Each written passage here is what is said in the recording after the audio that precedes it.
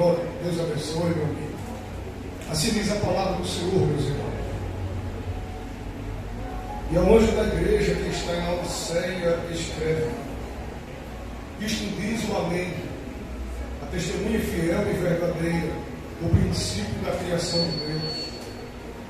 Eu sei as tuas obras, que nem és frio nem quente. Tomara que foras frio ou quente. Assim, porque és morno e não és frio nem quente, vomitar-te-ei da minha boca. Como dizes, rico sou e estou enriquecido, e de nada tenho falta, e não sabes que és um desgraçado e miserável, e pobre, e cego, e nu. Aconselho-te que de mim compres ouro provado no fogo, para que te enriqueças e vestes brancas para que te vistas, e não apareça a vergonha da tua nudez, e que unjas os olhos com um colírio, para que vejas. Eu repreendo e castigo a todos quanto amo. Sê, pois, zeloso e arrepende-te. Vamos ler todos juntos o versículo 20. Eis que estou à porta e bato. Se alguém ouvir a minha voz e abrir a porta, entrarei em sua casa, e com ele cearei, e ele comigo. Quem pode dizer amém? Amém. Queridos irmãos, estamos diante do livro das Revelações. Quando falamos sobre o livro do Apocalipse, tem pessoas que de forma instantânea, pastor José Carlos Barbosa, já acha o livro do Apocalipse aterrorizante. Tem gente que nem o livro do Apocalipse lê, porque tem medo de ler. Não é verdade? Quem já conheceu alguém assim? Eu já conheci.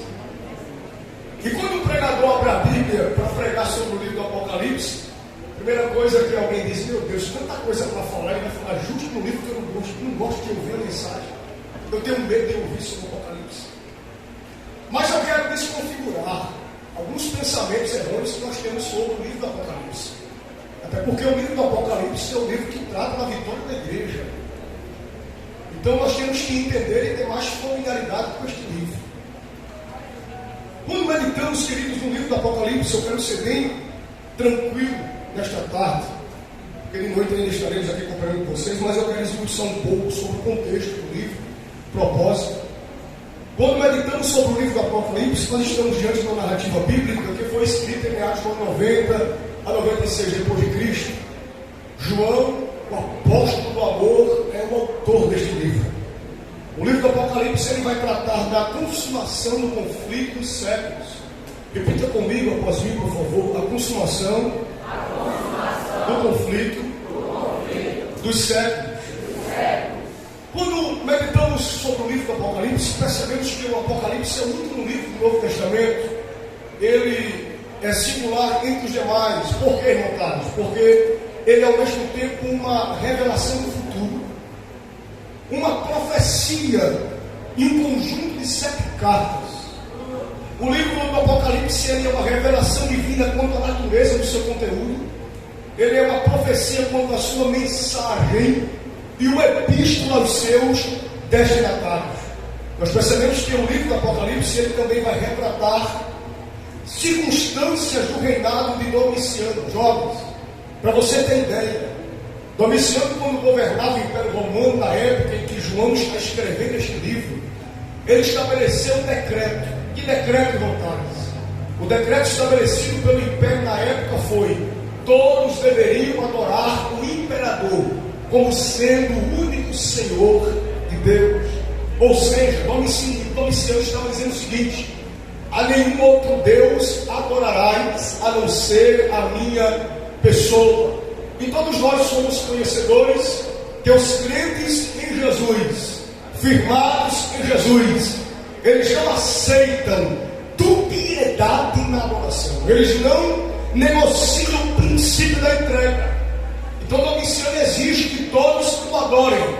E vai agora acarretar um conflito muito grande na igreja, porque a igreja estava avançando, mas o império estava confrontando. Então João escreve neste período.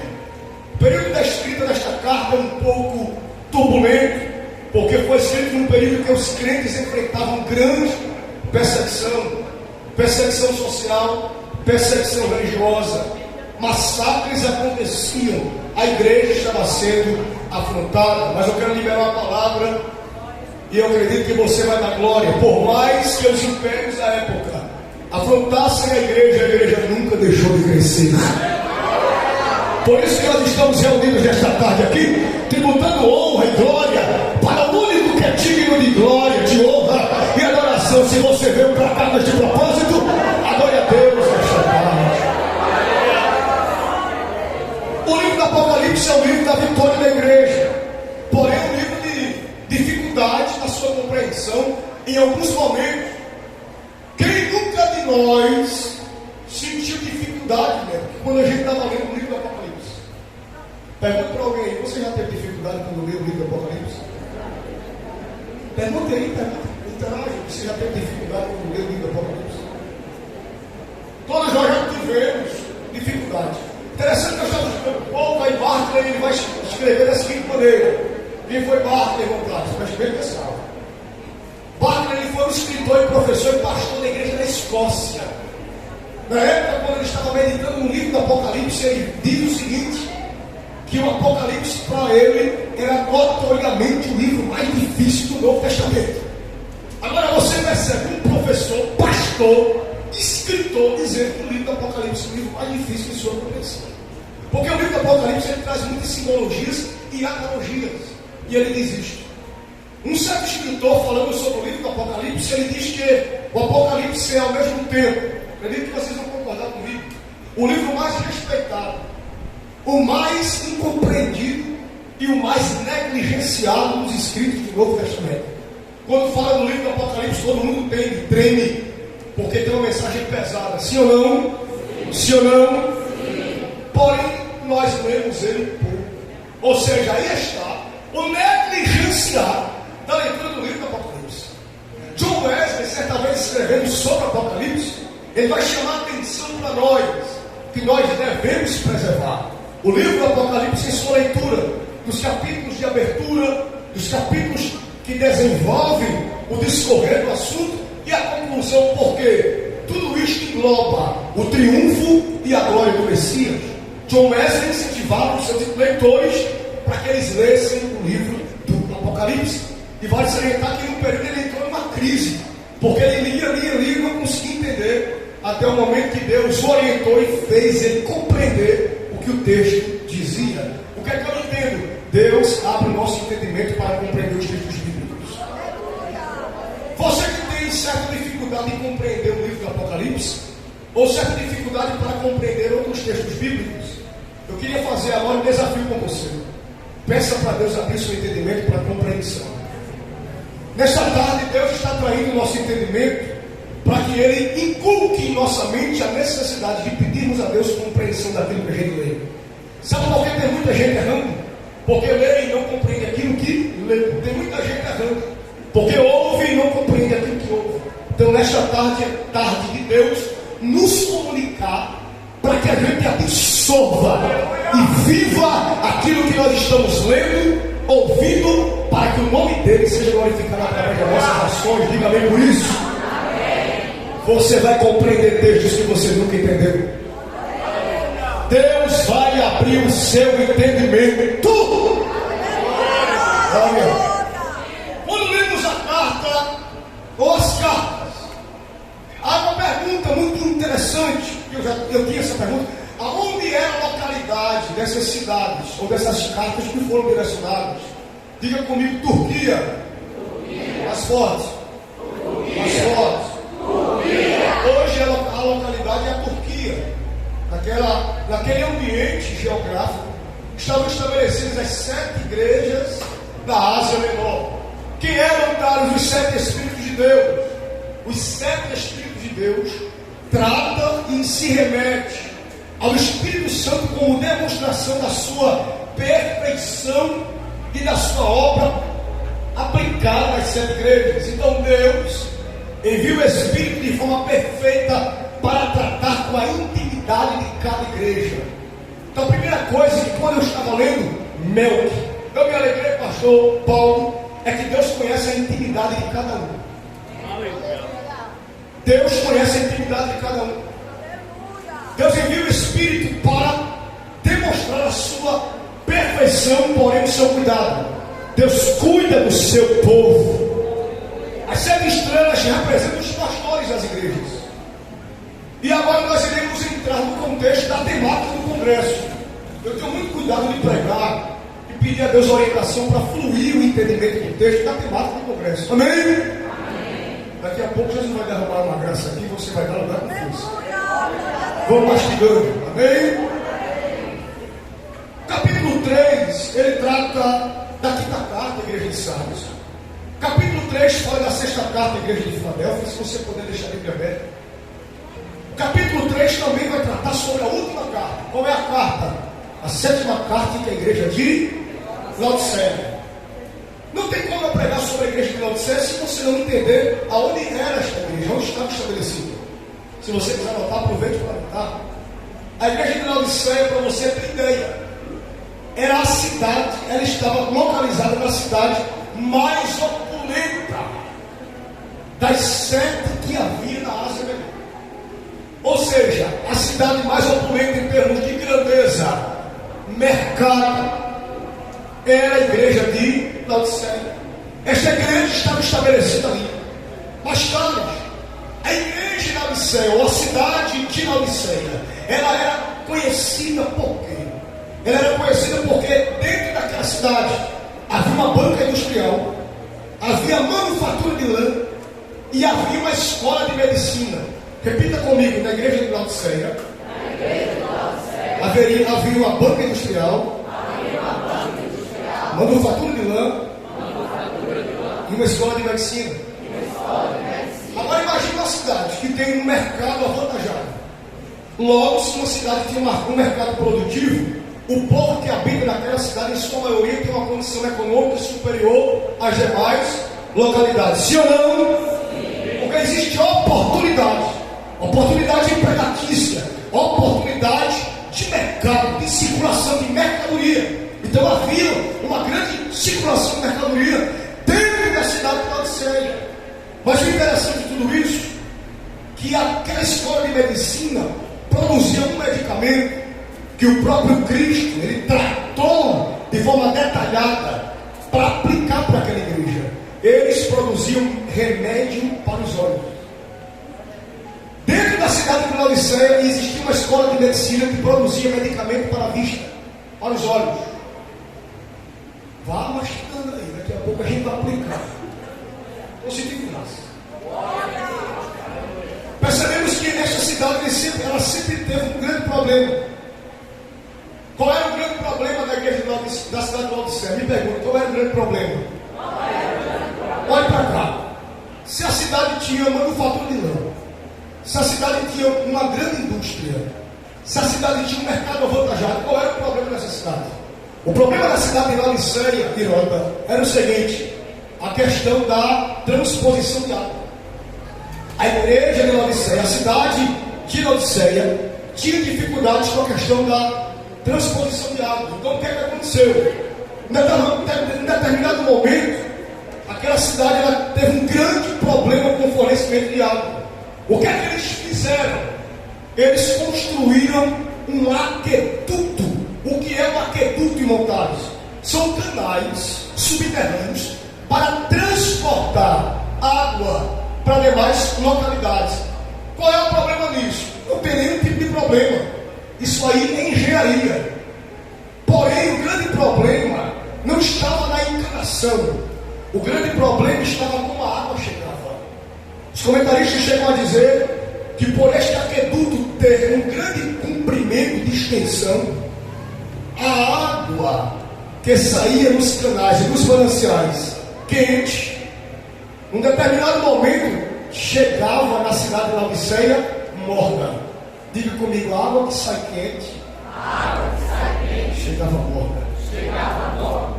Com esta dificuldade, o povo e a sociedade desta cidade tinha grandes prejuízos, porque eles obtinham uma água morna.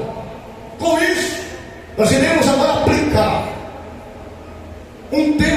Senhor me orientou para lhes trazer o perigo da síndrome da igreja de Laodiceia. Repita comigo 3, o perigo da síndrome da igreja de Laodiceia. Diga para alguém, os jovens, para vocês interagirem, diga: cuidado com a síndrome de Laodiceia.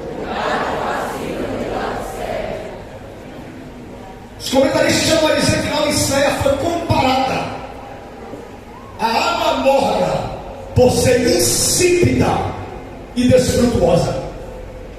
Percebemos que João, escrevendo a revelação obtida, no versículo 14, ele fala que o Amém diz, a testemunha fiel diz, a testemunha verdadeira diz. Quem é o que diz? O Amém, a testemunha fiel e verdadeira, que é o princípio da criação de Deus, o Cordeiro principal, a primeira entrega, Cristo.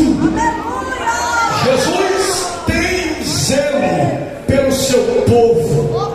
Jesus, ele cuida da particularidade, da intimidade espiritual, para que o seu povo não se perca.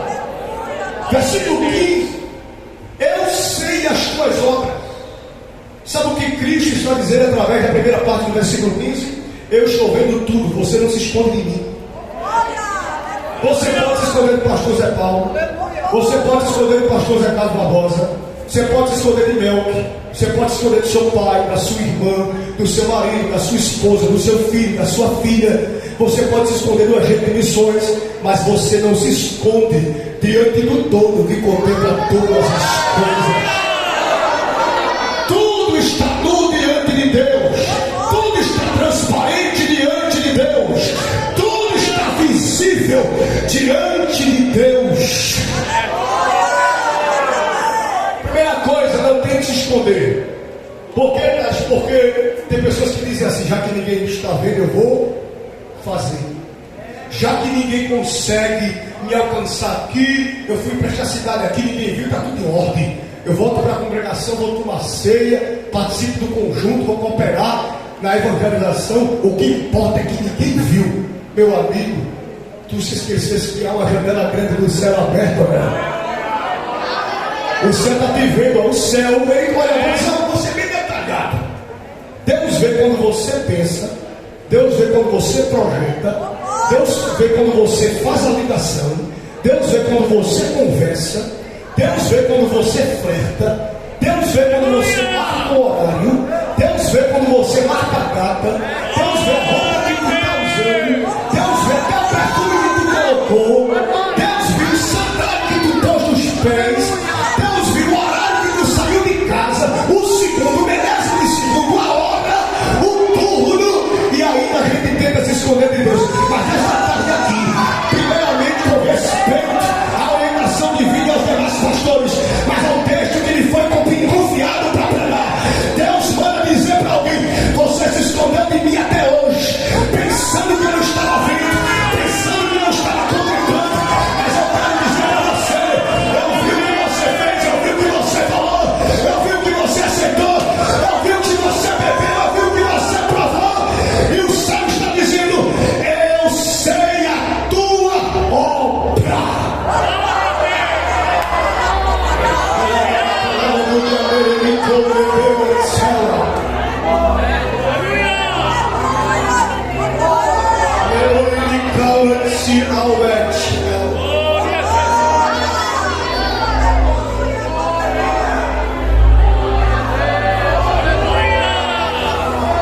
Me permita, pastores, não adianta você dar lugar aqui se em casa você responde ao seu pai. Diga comigo: eu sei as tuas obras. Não adianta você dar glória aqui se você em casa não obedece a sua lei.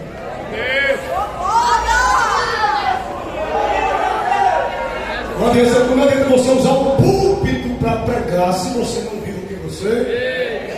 Diga comigo: eu sei as tuas obras. Diga para alguém: eu sei as tuas obras.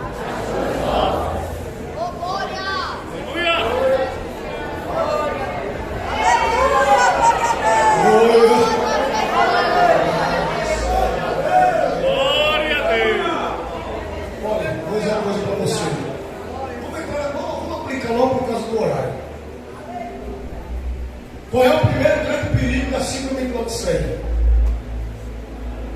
Pensar que Deus não está vendo. E fazendo tudo o que quer, o que dá na cabeça para fazer, faz. Sabe o que está entrando nas nossas igrejas? Uns dizem que é liberdade de expressão, não é verdade? Mas é libertinagem. Liberdade é uma coisa, libertinagem é afrontar princípios. Liberdade é usufruir de padrões e princípios. Quando usufruído de forma equilibrada é saudável. Mas quando a liberdade é usufruída de maneira desequilibrada, se torna uma libertinagem. Diga comigo, libertinagem. Libertinagem. Você acredita, jovens, que tem muita gente que está na igreja, mas vive uma vida libertina? E o que está entrando nas nossas igrejas agora? Faça tudo o que der na sua cabeça para fazer, porque você é dono do seu nariz. Faça tudo o que você quiser, porque o seu corpo é seu, você usa ele do jeito que você quiser. Qual é o pecado de tomar uma cerveja ali com o teu amigo? Tu não tem maior de, tu não é maior de 18 anos? E o interessante é que os crentes estão indo nessa conversa fraudada, demoníaca. E tem jovem tomando seio e tomando cerveja.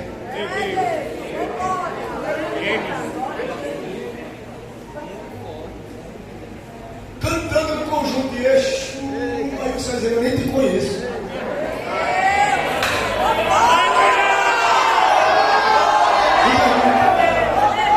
Vocês querem que eu fale? Diga amém. Vem me buscar, Jesus. Como é que eu vou te buscar com fé dentro desse jeito?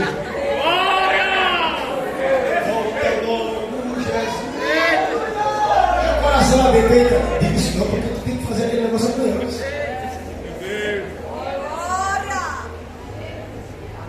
O perigo da normalidade. Tudo é permitido. Vou fazer o que eu quero, aproveitar do jeito que eu quero. Aí o céu está te dizendo nesta tarde: eu investi tão pesado em você.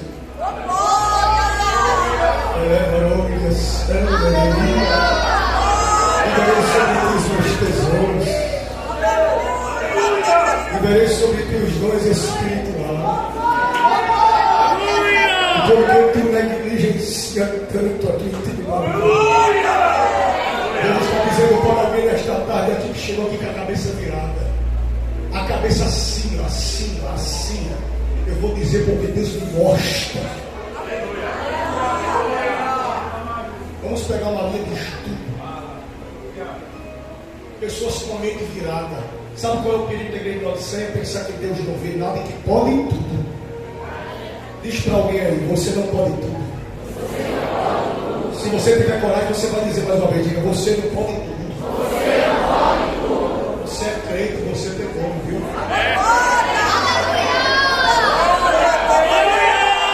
Agora Deus está aqui nesta tarde.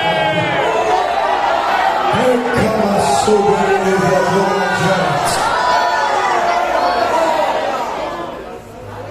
você pode ser filho do maior dizimista da igreja, mas você não pode tudo. Com a permissão dos pastores e obreiros que estão aqui, você pode estudar, fazer um curso superior a qualquer outro curso, mas você não pode tudo.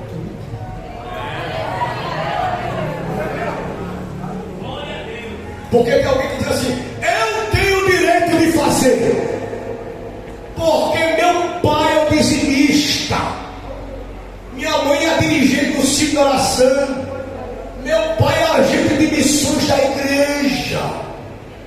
Chega, faz até biquinho assim: igreja.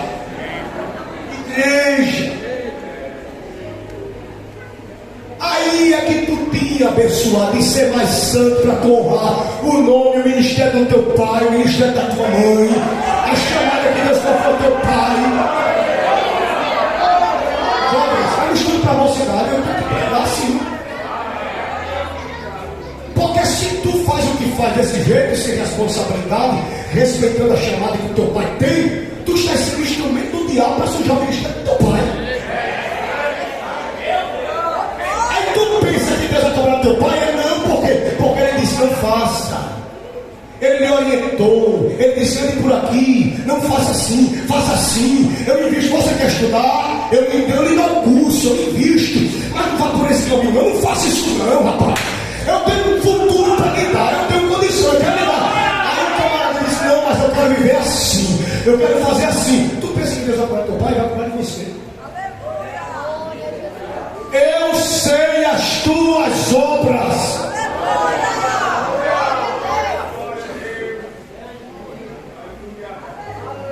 Eu não estou conseguindo sair de eu sei as tuas obras.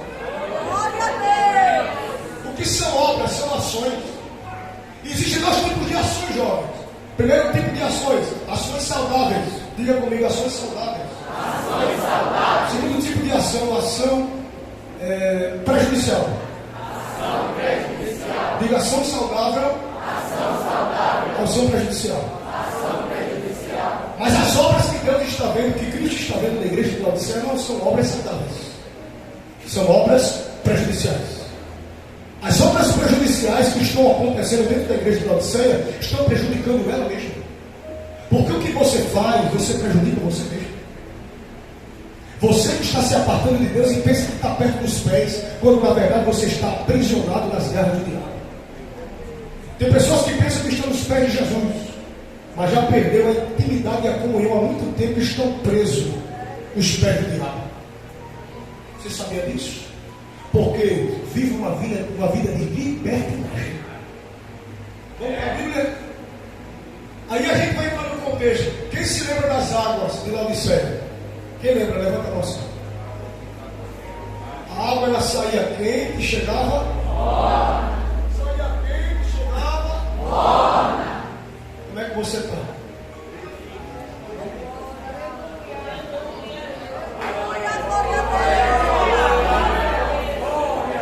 Pergunta para o seu vizinho aí, como é que você está? Você já fez uma retrospectiva hoje?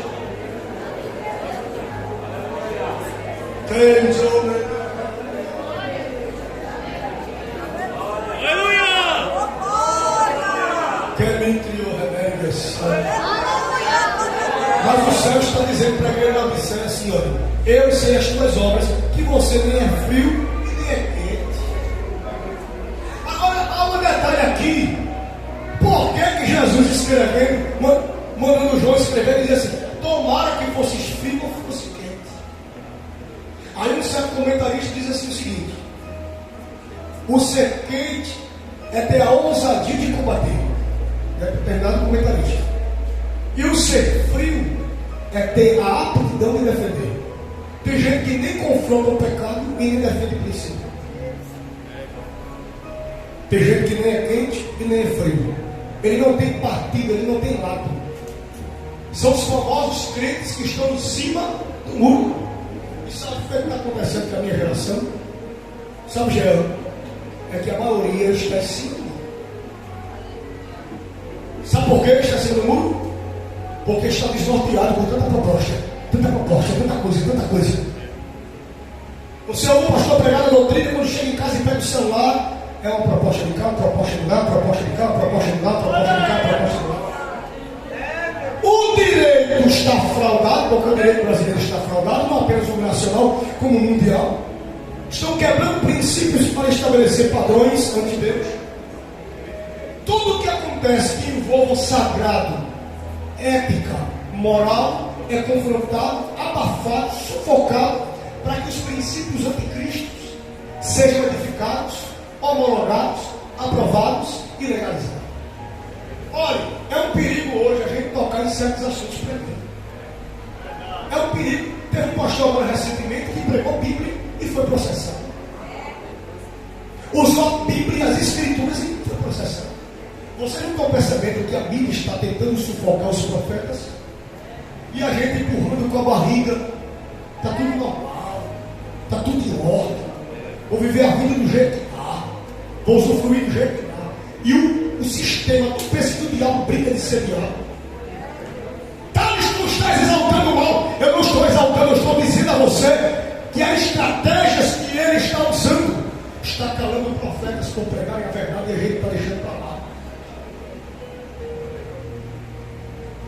E a gente ouve tudo isso na mídia. Olha, irmãos, uma coisa eu vou dizer para vocês: pecado é pecado. É verdade.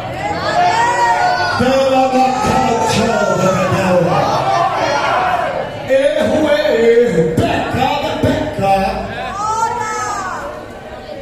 Eu vou traduzir, vocês vão entender. Entrar num gosto, num costume que não é de acordo com o padrão estabelecido por Deus é pecado. Quem entendeu? Diga amém. Agora, qual é a diferença do pecador que ama o pecado e do pecador arrependido? É porque o pecador arrependido, ele sabe que errou, mas ele sabe para onde vai, e por saber para onde vai, ele não quer ir. Ele diz o seguinte: Jesus, eu quero mudar de rota. Sabe o que Deus está dizendo para nós nessa tarde aqui? Eu sei que você tem uma pendência para esse negócio.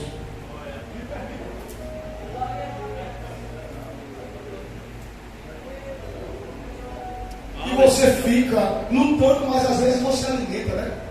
Alimenta daqui, alimenta de lá.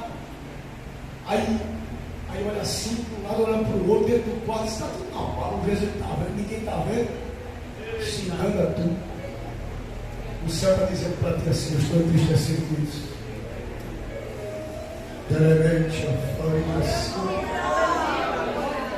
Tu estás percebendo que tu não é desse jeito, mas tu estás abrindo brecha para isso aí entrar muito tempo e Deus bradando direto no teu ouvido, dizendo: cuidado com isso, e você não está nem aí.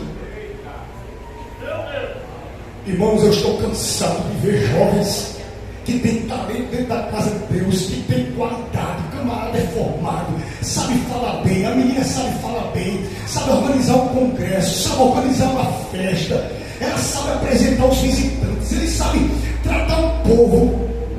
Mas, meu amigo, quando menos espera uma boa, fulana,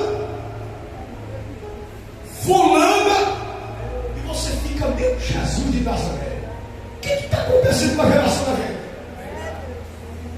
Ela observa dizendo: é tudo normal. É tudo normal. O que importa é amor. O que importa é gostar. O que importa é ter sentimento. O que importa é se abraçar. O que importa é beijar. O que importa é se contentar um com o outro. E Deus continua bradando: é pecado.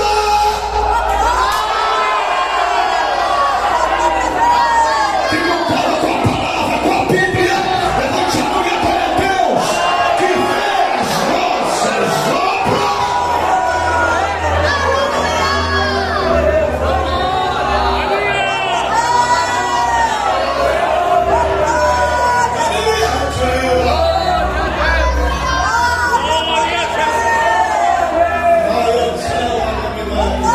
Você parou de orar e se ouviu. Você parou de vir para a consagração e se ouviu. Você só vem quando é congresso e se ouviu. Você só vem quando é reunião e ensaio geral do congresso e se ouviu. E quando passa o congresso, volta a mesma vida. Eu estou da gente pregar e fazer aquele movimento, depois da segunda-feira o caboclo está fazendo a mesma coisa. Eu não entendo, gente. Vocês estão me entendendo? Diga amém. Amém. Eu amo todos vocês, mas eu tenho que pregar a palavra que Deus diz. Gente, não adianta o mover bom, não é? Olha, eu dou lugar. Eu não conheço aqui. O pastor Ivan conhece. Eu dou lugar. Se não vai dar profeta, você corta. Se não vai dar profeta, você profetiza. Se não vai dar baixar, eu baixo. Agora, irmão, movimento sem firmeza não é de Deus.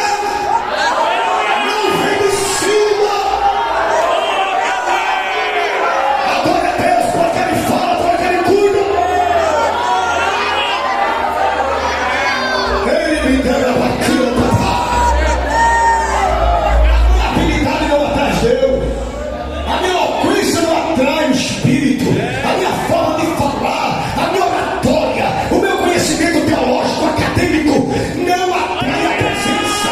O que atrai a presença é um coração contrito e quebrantado.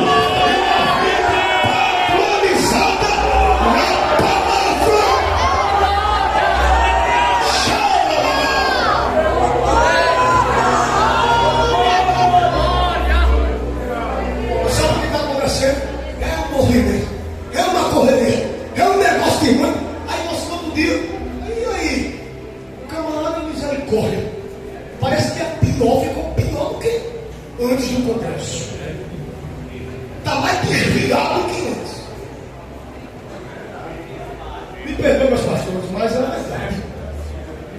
Vamos para um estudo já está aqui. Vamos esmiuçar o texto. O negócio está desmantelado, irmão. E sabe o que está acontecendo? Aí vem para dentro da igreja, cara. Se você, pastor da igreja, não tiver cuidado, vai ceder aqui, ó.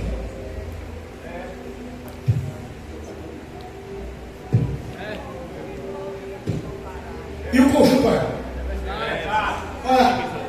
As mocinhas tudo, ó. Os rapazinhos tudo, ó.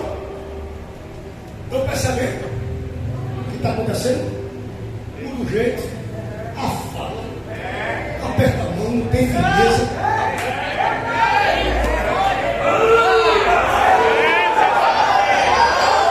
Isso é síndrome de Laodiceia, mas nesta tarde aqui, o Espírito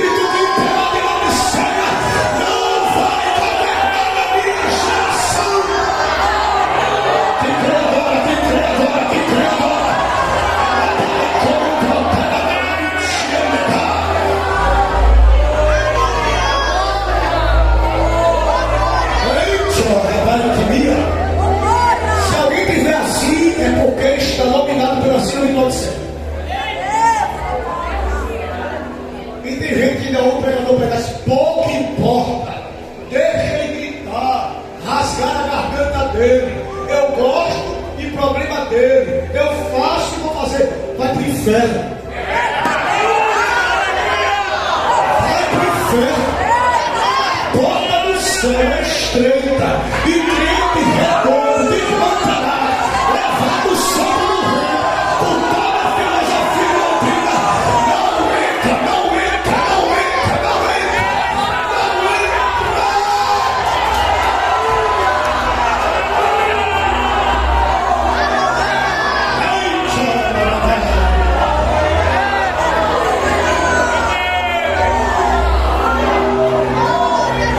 É noite de gente desaprumar, de se aprumar.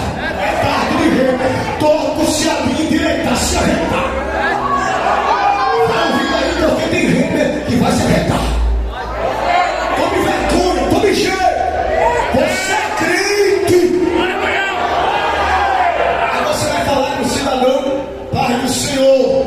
É um negócio esquisito, hein, irmão? Dá até medo. Pode chegar, vai.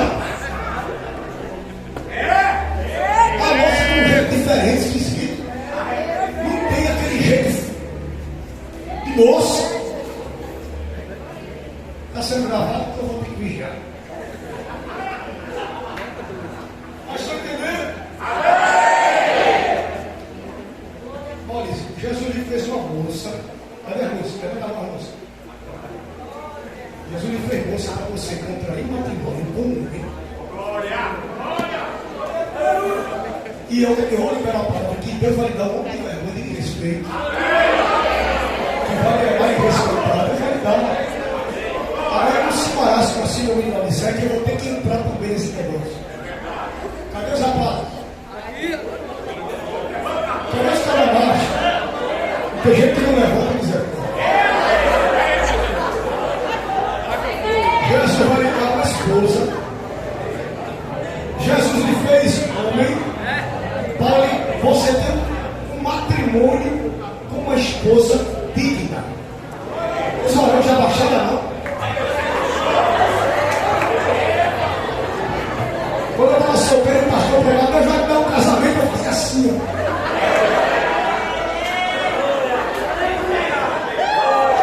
Deus vai lhe dar uma esposa honrada, vai lhe dar filhos, vai lhe dar um futuro brilhante. Você vai ter família, sua esposa vai lhe respeitar e honrar. Para as moças, o varão que Deus vai lhe dar é respeitador, um homem de família, vai cuidar de você, não vai ser espancador. Se Deus me colocou para pregar, eu vou liberar a palavra. Deus vai te dar o que é bom dos seus tesouros.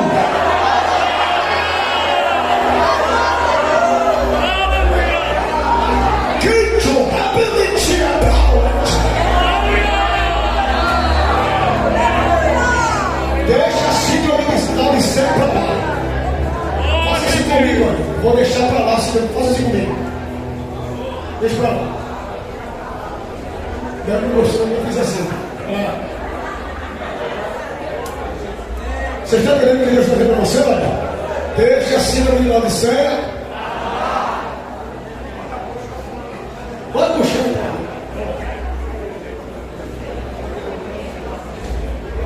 Jesus está aqui. Está sentindo a liberdade de Deus aqui?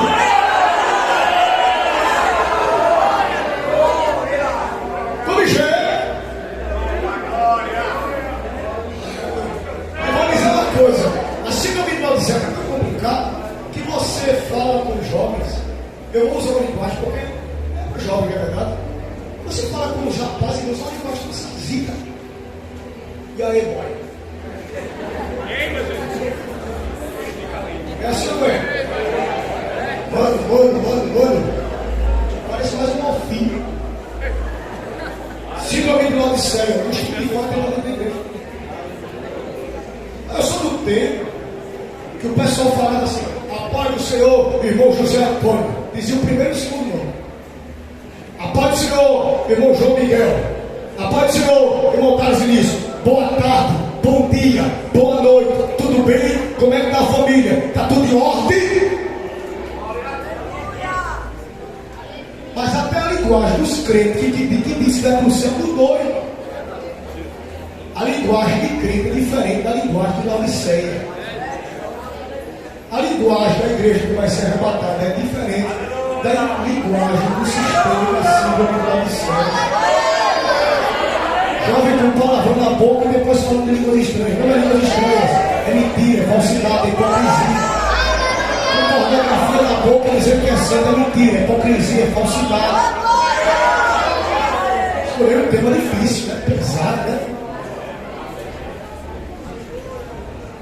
Diz para alguém, tua linguagem é diferente. Qual é a linguagem do crente que vai morar no céu? É sensível ou não? É glória a Deus, aleluia, línguas estranhas, manda mais papai, eu quero mais, estou aqui para ser cheio, eu sou vaso, sou instrumento, sou canal de papai, labareda de Jeová. Esta é a linguagem do crente que vai. Diz para alguém, tu é crente, o céu está te vendo, isso cuidado.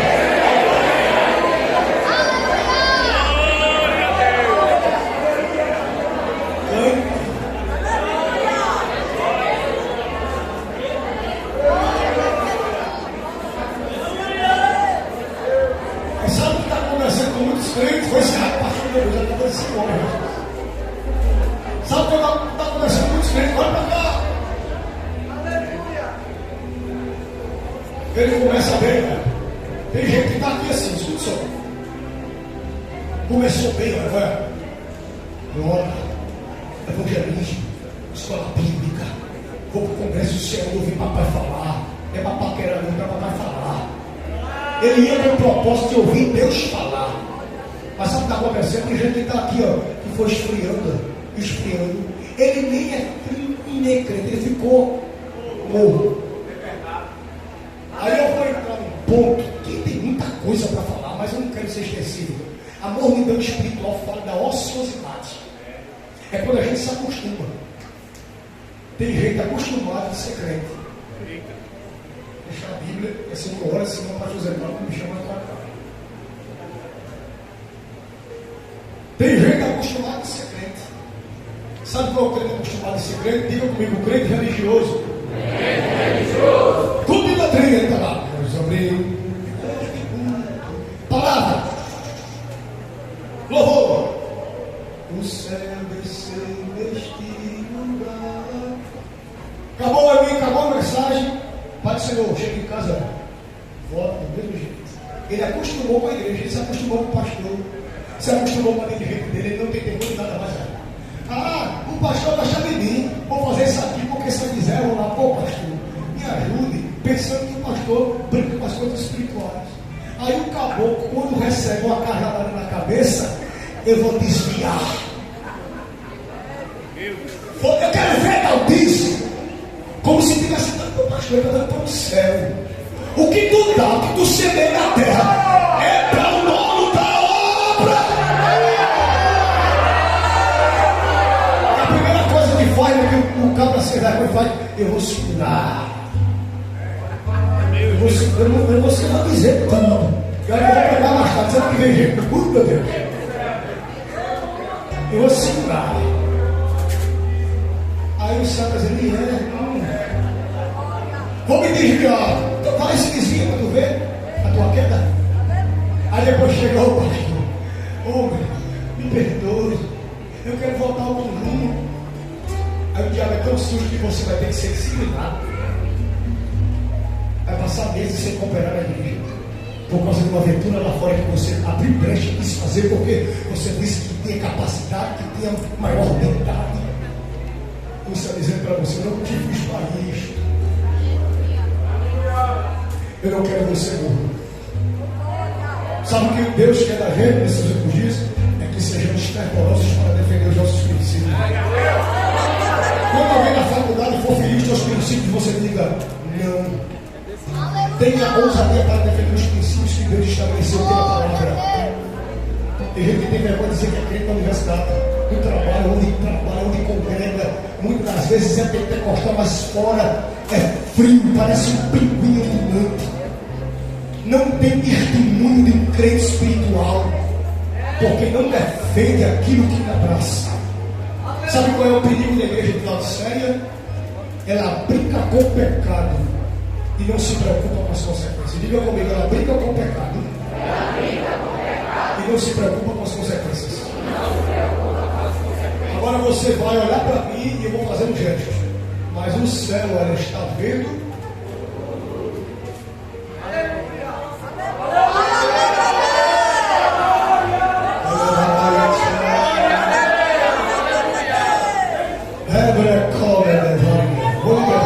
Espírito de rebeldia que está imperando em alguém nesta tarde está sendo repreendido agora pela autoridade.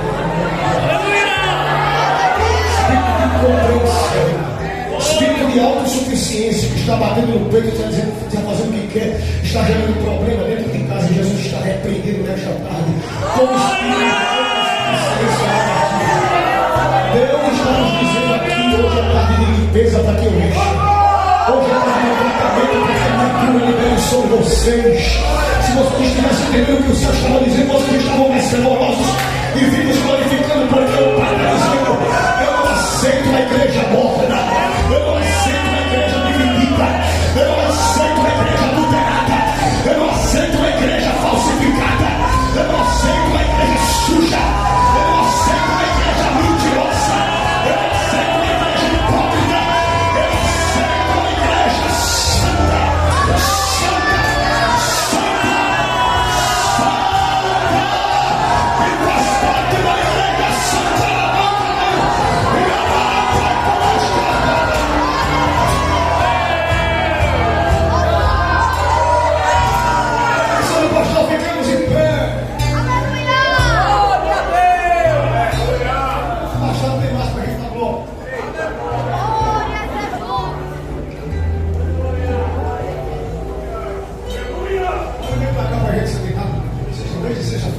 O vídeo lá, um amigo meu. O vídeo passou pelo seu boca. E o vídeo agora o cara lá. Mas Jesus é bom.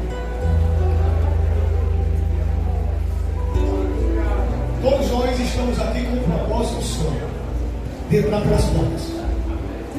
Olha para cá. Mas eu vou fazer um convite diferente. O convite que eu vou fazer para pessoas que já são crentes, que se encontrem uma vida que não está agradando a Deus.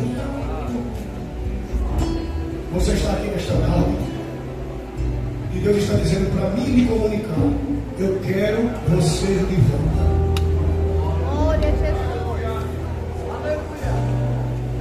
Eu quero aqui na frente as pessoas que estão dizendo para você mesmo: realmente eu preciso melhorar. Realmente eu preciso ser mais crente. Realmente eu preciso ser mais santo. Eu estou dizendo aqui isso para você por amor à sua vida. Você sabe que está na sua condição diante de Deus. Eu estou convidando você para vir para cá, porque nós iremos orar por você. Venha. Venha. Fica aqui na frente. Tem mais gente. Tem um monte de corredor quase cheio aqui. Vai vir.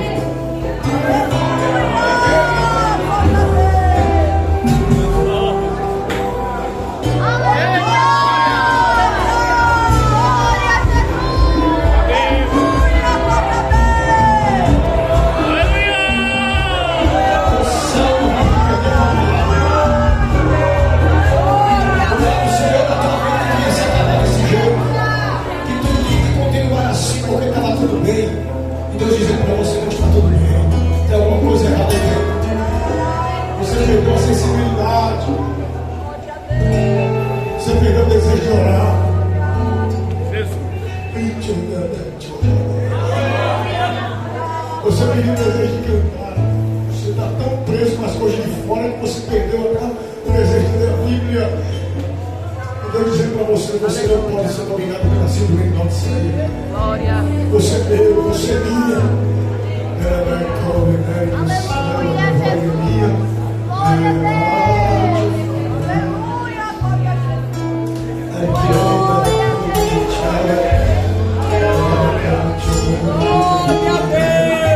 Feche os olhos que nós iremos orar por você. Toda a igreja, já deixou de comprar, toda a igreja.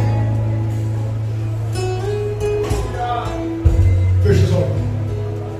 Conte para Deus o que você fez. Conte para Deus onde você precisa melhorar. Eu não estou aqui para julgar você. Quem não veio para frente não é melhor do que você. Se você veio para cá é porque você sabe que você precisa de Deus. E Deus está contemplando que você é filho. Mas é um filho agora que precisa de um revestimento. Deus está mais sensível. As brechas foram abertas. Mas agora o Senhor está dizendo para você: eu irei fechar as tuas brechas. Eu irei revestir de tanto poder que tu vai mudar. A partir de hoje a tua vida muda para melhor. Eu irei te conhecer mais. Tu vai ser uma pessoa tão diferente, tão dinâmica, tão cheia, que até a tua família vai perceber a diferença. Os que estão de fora vão notar a diferença. O Espírito que habita em ti. Toda vez que destacar os pastores me ajudem. Eu não sei o que você fez, mas o Senhor brada no meu coração para dizer assim: eu sou perdão nesta tarde. Eu sou perdão para ti nesta tarde.